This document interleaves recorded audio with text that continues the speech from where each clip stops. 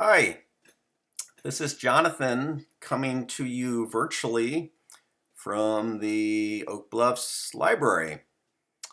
I wish we could be at the library doing this program, um, and I miss seeing you all. Um, the, um, uh, the program that I am doing today is a program on books of historical nonfiction that are available in the library catalog. If you are a fan of history, as I am, there are an endless array of historical nonfiction books to choose from, covering just about every topic imaginable. The good authors of historical nonfiction read like novels, and there are plenty of good authors. There are enough, I would imagine, to keep you going for a lifetime.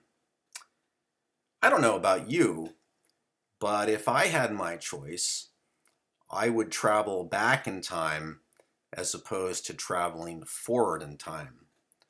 I would walk the halls of the medieval castles. I would explore the frontier, and I would visit with the likes of Washington, Lincoln, and Roosevelt. Um, so as I said, there are lots of great authors to choose from. So I have decided to, since there are so many to choose from, I have decided to start with a local author, David McCullough, who you've probably heard of. He lives and writes here on the vineyard. The I'm going to introduce you to a few of his books, um, which I will summarize, and I will share some of the nuggets within them, and the hope that those nuggets and the story will excite your interest, and that you will try some of his books if you have not already done so. Okay, so this is my first time doing a virtual program, so the recording may stop from time to time, and please just bear with me. So I'm going to feature three of McCullough's books today. I'm going to feature John Adams, the Wright Brothers, and the Johnstown Flood. John Adams, as you can see, there he is, looking very much like someone out of the 1700s, was one of the most important leaders and founding fathers that we have. As you can see, it is a thick book. It is dense inside. It does read like a novel, like I said, but just due to its sheer size, it does take some time. For me, it was about a 2-month book. Okay, so John Adams, again, he was one of our most important founding fathers. He was a New England farmer.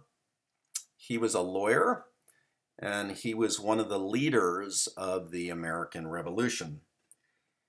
He committed his entire life to the idea of the Republic, which we now live in today. And he was as responsible as Washington or any other great leader in the creation of this republic. Okay, so here are some of the nuggets of the story. John Adams, while he was a vocal critic of Britain and its policy before the Revolution, was also a fervent believer in due process and the idea that someone could not be found guilty without being given a process and an opportunity to defend themselves. He was such a fervent believer in due process that he defended the British soldiers involved in the Boston Massacre, where a number of American colonists were killed.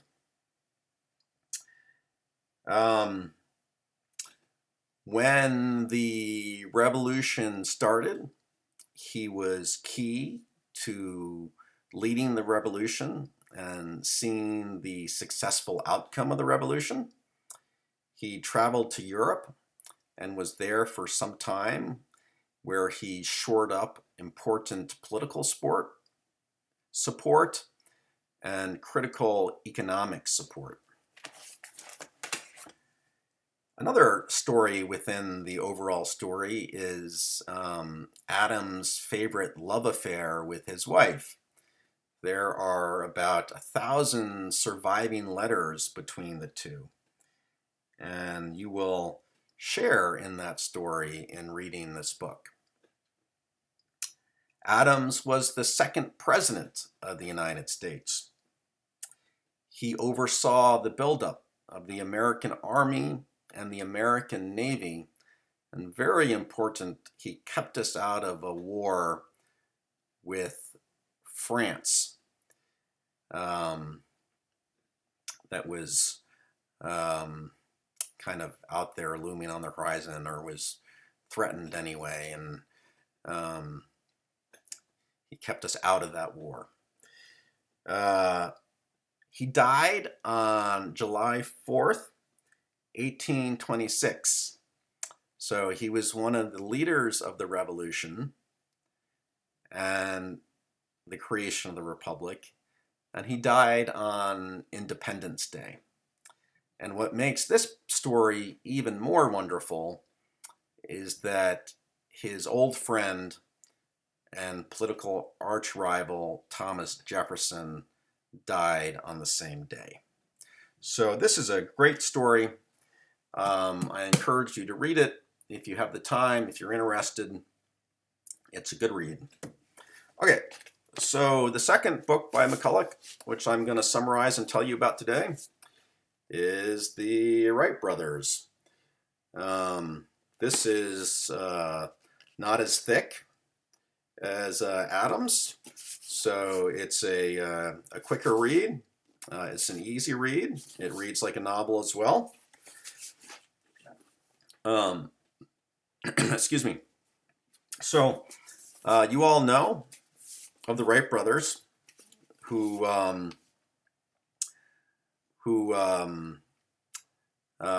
achieved human flight for the first time, proved that human flight was possible.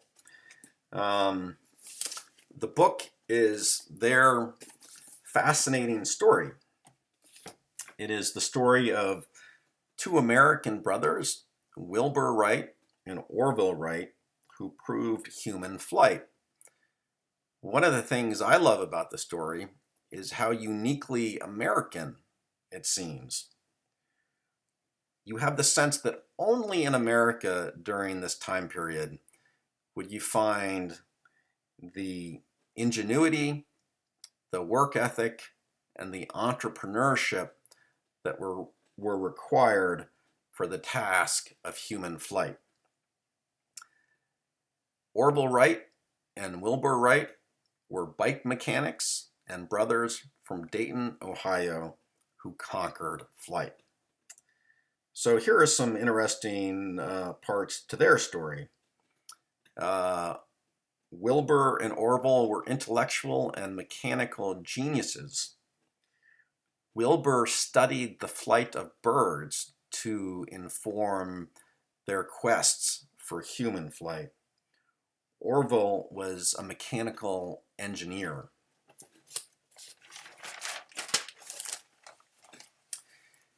You will meet their close-knit family. Their father was a traveling bishop, and they had a sister who was always very close and supportive. You will see the home that they grew up in. Orville and Wilbur were the closest companions that each other had. Neither of them ever married. They built what they called their flying machines in their shop in Dayton. And they tested those first flying machines in a place called Kitty Hawk, North Carolina. Kitty Hawk was on the Outer Banks. It provided a great expanse of unobstructed land, and it provided the necessary winds for the first attempts at flight.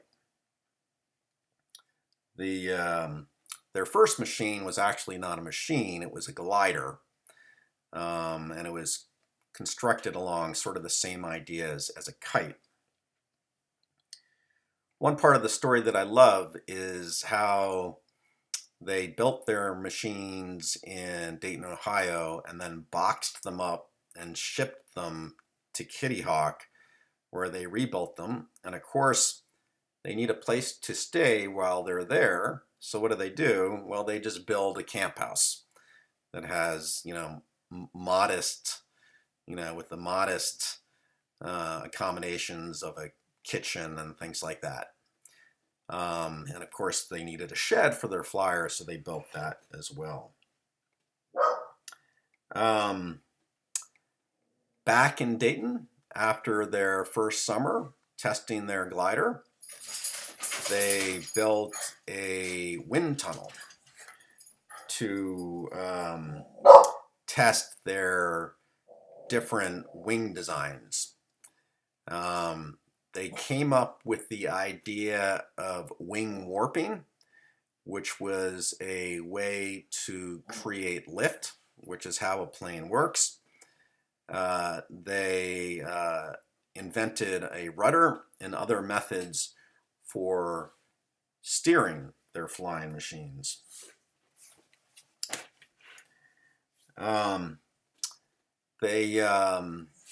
After the first year or so, they took on another engineer, another very bright, capable man who designed and built an engine that would power their flying machines. In 1903, at Kitty Hawk, they made their first flight, and I'm going to show you, if I can find it, one of the most famous pictures of all time in the history of the United States. Let's see, where is it? Here it is. Let's see, I get it right there. So there's Wilbur. There's Wilbur in the flying machine, and you can see Orville standing there with a stance, watching flight for the first time.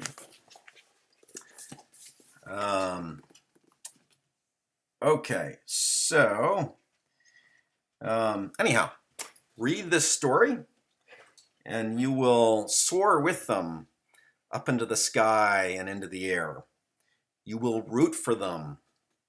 You will be annoyed how long it takes for the world to catch on to what they have done, their accomplishment.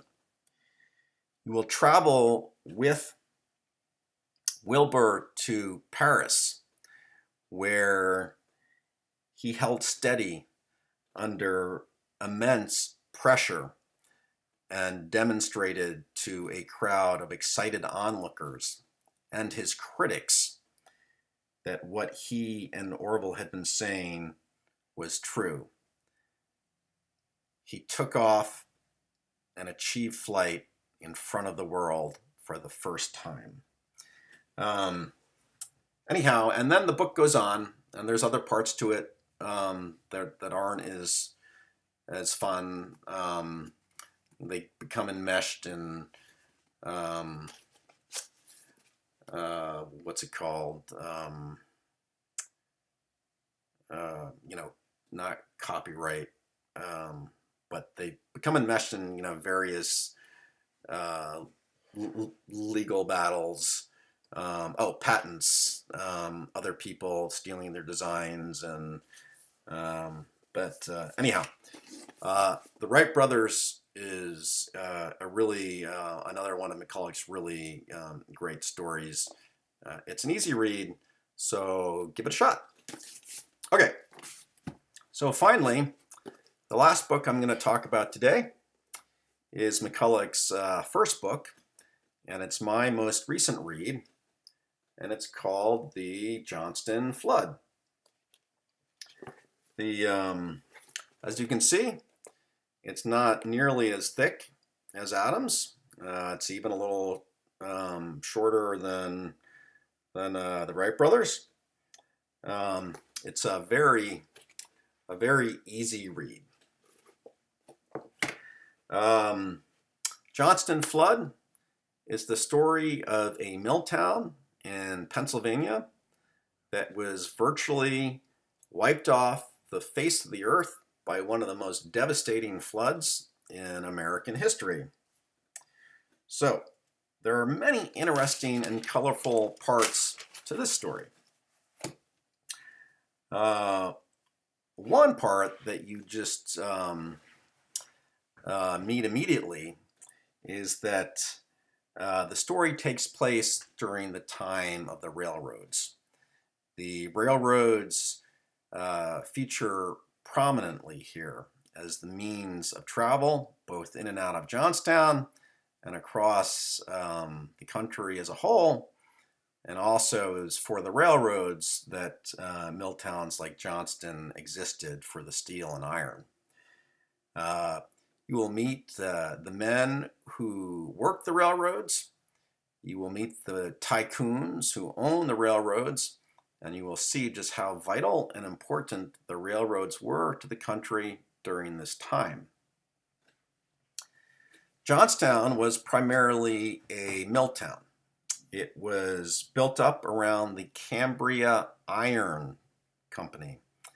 There was, I guess, a sufficient amount of ore, not a sufficient lot of ore available in the country surrounding there.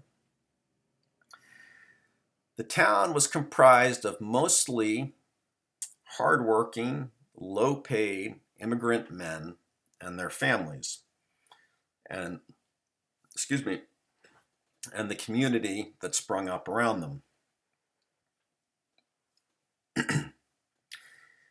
It was one of the leading producers of iron and steel of the time, and its population in 1889, at the time of the flood, it was about 30,000 people. So Johnstown was, as I said, it was set in a valley. The town was built in a valley along a river.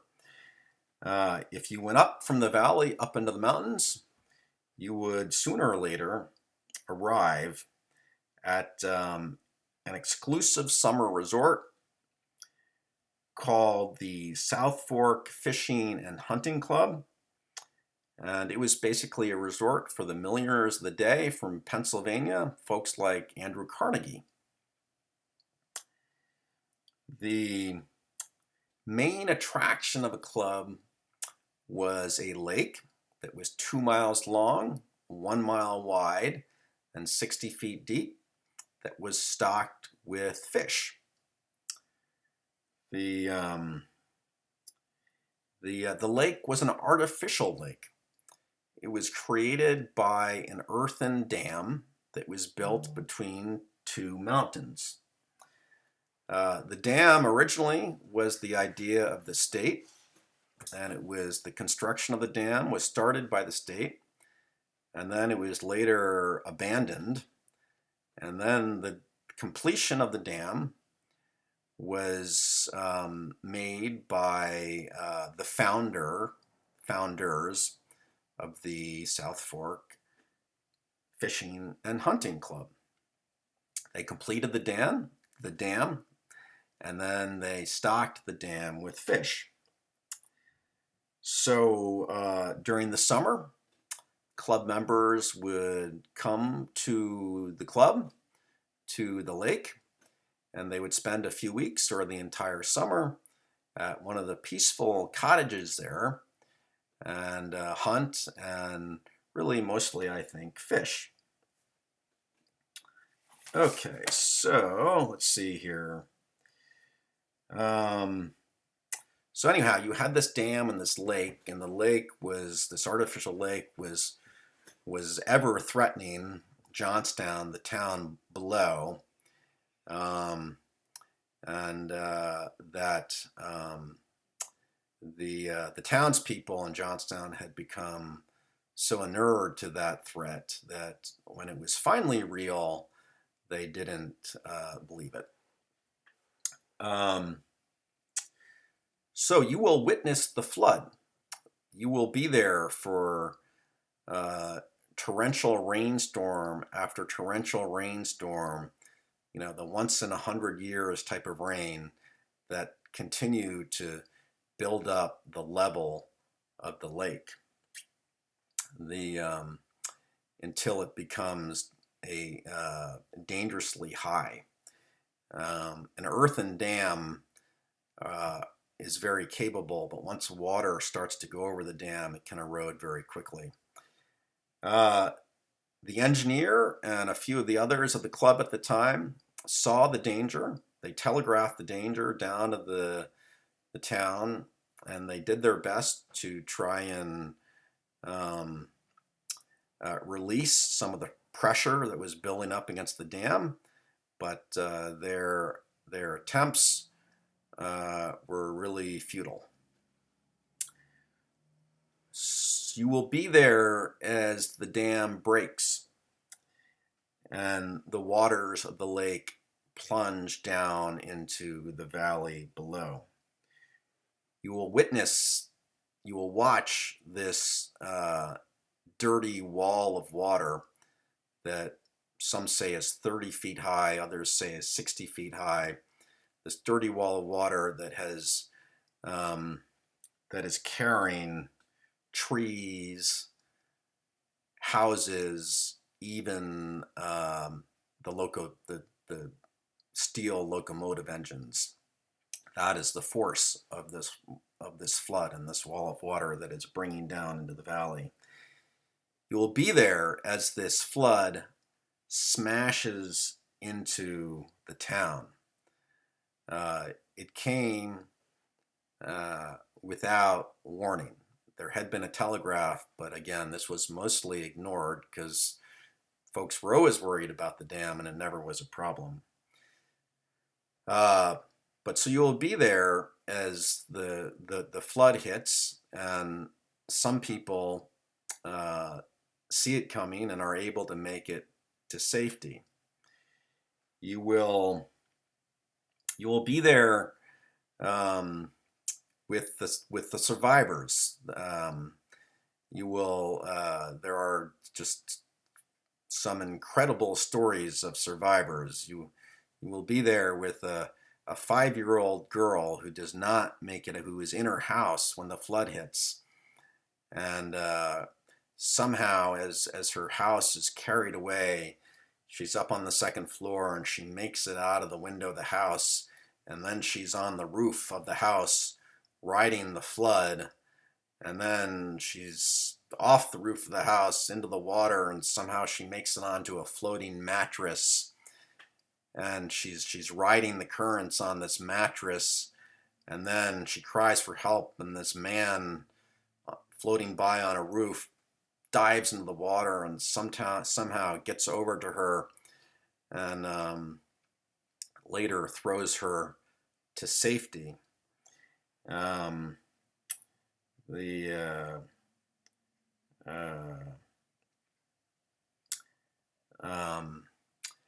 they're just a lot of stories of incredible stories of unlikely survival. And then you will be there for the aftermath. You'll be there for the death and the destruction of the flood. basically the entire town gets wiped out. Um, and you will be there for all the horror that it wrought on this town, and then you will be there for its aftermath. You will meet the many reporters who descend upon the town when word gets out of what has happened. The Johnston Flood is the main news story for all the national newspapers for a few weeks to a month, and reporters are sent from New York and from Chicago, and the reporters do not let down anybody. They provide lots of colorful, sometimes overly colorful copy of what has happened to the town. Anyhow, it is another great book. Another one of McCullough's great stories. I